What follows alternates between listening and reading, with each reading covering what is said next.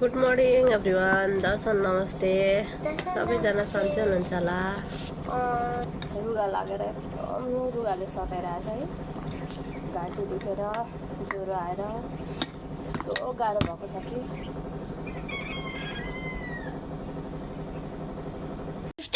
आज चाहिँ म सोपा मिचा बनाउँदै गरेको। हेर्नुहोस् है साथीहरू, कस्तो हुँदो रहेछ है। घरमै बनाउँदै गरेको आज सोपा मिचा बनाउँ भनेको। धेरै अल्छी लागेर के गरौँ भएर है। टाउको दुखिराखेको, त्यही माथि ज्वरो आइराखेको, सुतौँ भने पनि गाह्रो बनाउने। अनि के गरौँ भन्दाखेरि त ल सोपा मिचा बनाउने भनेर मैले सुरु गरेँ। अनि बनाउँदै जाँदाखेरि रमाइलो पनि भयो होइन। जति आफूलाई बिजी राख्नु सक्यो उति हेल्दी हुने खालको त्यस्तो के फिल हुँदो रहेछ क्या। अनि ज्वरो आइराखेको पनि हट्दै गयो काम गर्नु थालेपछि। रमाइलो भइराखेको छ अब बनाउने। अनि कस्तो हुँदो रहेछ पहिलोचोटि ट्राई गर्न लागेको, युट्युबमा हेरेर बनाउनु लागेको। अनि कहिले खाएको छुइनँ क्या मैले सोपा मिचा। अनि खानु मन लागिरहेको थियो। अब जानु कता जानु, नेवारी खाजा घरमै पुग्नुपर्छ।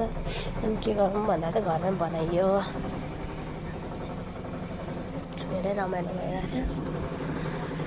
आफैले बनाइराखेको सबै प्याजहरू काटेर नुनहरू लगाएर होइन, मजाले मासुलाई मोलेर बनाउँदैछु। कस्तो हुँदो रहेछ अब हेर्दै जाउँ।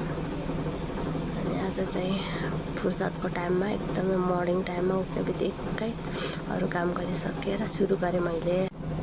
यत्तिकैमा अब मैले चाहिँ सोपा मिचा बनाउँदै सक्न लागेँ। अब धेरै छैन, थोरै मात्र छ। अनि अब सकेपछि मजाले पानीमा उमाल्ने। पहिले मजाले पकाउनुपर्छ क्या पानीमा मात्र उमाल्ने। त्यस पछाडि तेलमा फ्राई गर्ने। त्यस पछाडि रेडी हुन्छ। अब थोरै मात्र छ मेरो, अब सक्न लागेको। अब त्यही 2-3टा बनिन्छ होला, थोरै छ। अनि त्यस पछाडि सकेपछि बनाइसकेपछि पानीमा उमाल्ने हो। यसरी उसिन्ने चाहिँ अन्तिमको लास्ट हो यो। अब सोपा मिचा पनि बनाइसक्यो। सोपा मिचालाई पानीमा उमालेर तेलमा तारेर रेडी गरिसक्यौँ है।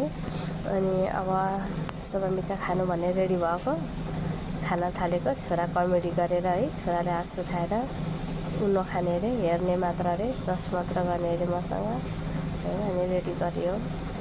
बेलुका बिहान रमाइलो गरी टमाटरको अचारसँग सोपा मिचा खाइयो।